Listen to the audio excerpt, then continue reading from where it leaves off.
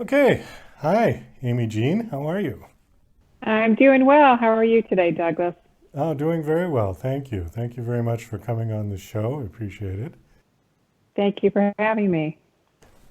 I was reading your bio, and it was funny. The first line it says you're a dreamer. And I got a kick out of that. Can you define what a dreamer is as it relates to yourself?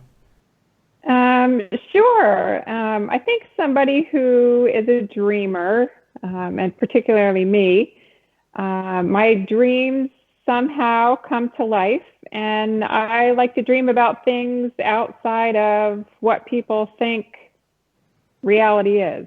I like to dream about things the way I think they should be or the way I want them to be, um, in hopes that we can dream a better life for everyone. Dream away things that we don't like. At first, I was thinking you meant when you said outside the realm of reality, like you dream that you could fly. But then when you said later, that's more kind of, I don't want to say political, but it's like dream of a better world where we don't all kill each other and everybody eats, is something like that. I think both. I mean, I think that we're capable of far more than what we're looking at if if we're using our whole minds. I think what we're capable of is things like, and not necessarily flying, but we're capable of doing substantially more than what a lot of people are looking at. Well, that I agree with, yeah, because according to scientists, that we only use a small percentage of our brain. And these people who have allegedly powers beyond the normal person, like people who have telepathic powers and people who can communicate with the dead and things like that. I'm not discrediting them because I don't know if what Right, power they have. right. I've had some pretty convincing people on the show that, claim to be able to do that. But if even if they just used a fraction more of their brain power than we do, it's quite possible, Yeah, I think it's quite probable that we're capable of doing substantially more than what many people are seeing. So what would Um, you eh, like to be able to do? well, I think starting with the foundation things is always the place to start, and that would be making sure that everybody has clean food, clean water, eliminating violence, um, the basic fundamental things, and then figuring out how to get everybody back into their heads so that we can do all of these things that seem impossible that probably aren't. Well, it's a big task. I mean, we've been on this planet for thousands of years, and in some ways, we don't seem any further along than we were 10,000 years ago. Technologically, yes, but I don't know, emotionally, perhaps not. Well, I think I think we are a lot further along, but we're not everybody's seeing it. Um, so I think there's people who are evolving and people who are outside of this, call it like a birth canal, if you will, or an incubator, that are outside of it that are seeing or have seen where we're going. And you talk about people who are talking to people who are dead. Um, they're maybe not gone.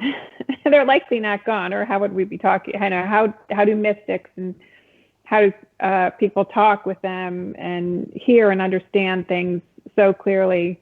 Um, it's probably because the people who are still here evolving are not able to see and hear that yet. But it doesn't mean it's not there. Well, true enough. Yeah, that's true enough. Yeah. So you're here to promote your poetry book, is that correct? Um, yes, I have several poetry books and a memoir, and just I would say more here to promote my story But the book that just came out in October is the second poetry book in my Sidesteps. It's called Sidesteps: Terrorizing Soundbites Part 2. I did have a question. I am no expert on poetry.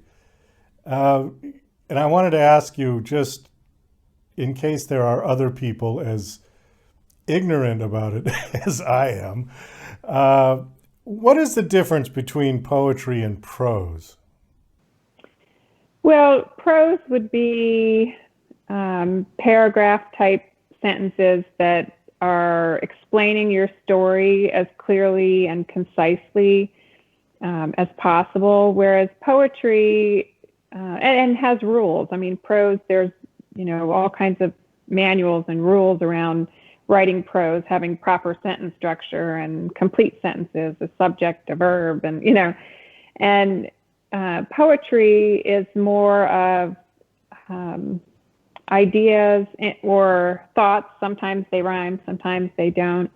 That to me will spark people's minds to open their mind to think about how words or combinations of words may resonate for them. So my poetry books, different than my memoir in that I wrote the memoir in combination of poetry and prose, but found that the poetry seemed to be accepted more widely because it allowed people to kind of internalize and start their own dreams, or like a jumping point. And also, I think poetry in a lot of ways is less harsh. It's easier for people to kind of absorb an idea that maybe they can't grasp, or something they're not hearing or seeing or understanding, and sort of just maybe sit with different ideas instead of just right in your face, this happened to me, and people may believe it or not, whereas in a poem, people can sort of just sit with an idea and think about it without feeling I'm slamming or anyone slamming an idea at them. So how is a poem different than a short story? Again, I think short stories, is prose. It's a short story is prose. And so there's sentence structure, and I think a short story has a certain number of words as compared to like a novella or a novel and that kind of thing. And the poetry that I've written is in these books is just free form. So I decided no rules, just free form. It's not a haiku. It's not any of that. It's just words that came to me in a combination of dreams, mystical events, just kind of a voice in my head or words in my head when I was out for a run that would come to me. And a lot of it's just a spin-off of my memoir, again, in an attempt to get people just to listen to my story. Another approach to draw people in to hear what I'm saying. Okay. There's so many terms in writing and so many genres. And I've had this conversation with other authors. I just get confused over what is what, because I can remember as a kid in English class being told that poetry had to rhyme. And now a lot of people saying, no, it doesn't have to rhyme. Is that a new revelation or something? Did it used to have to rhyme and now it doesn't have to rhyme? I'm not sure if it used to have to rhyme and now it doesn't. But I, for whatever reason, got in this thing where I like the rhythm of a rhyme and a cadence, and you can probably tell when you read that. And I will intentionally now try to write something that doesn't rhyme, but I have a hard time with it because something about that.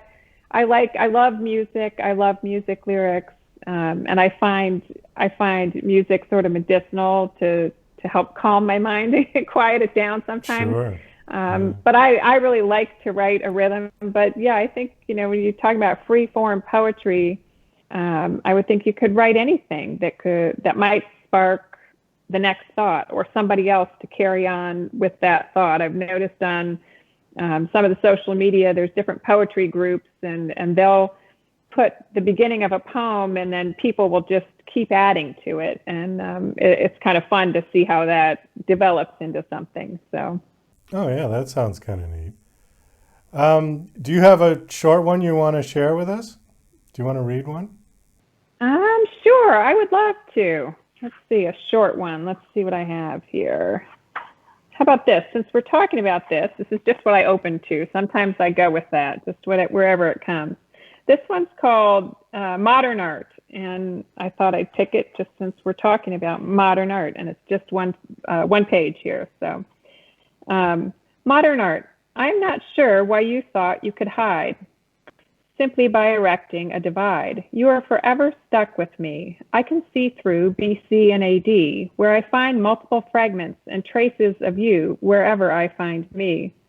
A scavenger hunt with too many items to find, making it impossible for my mind to bind.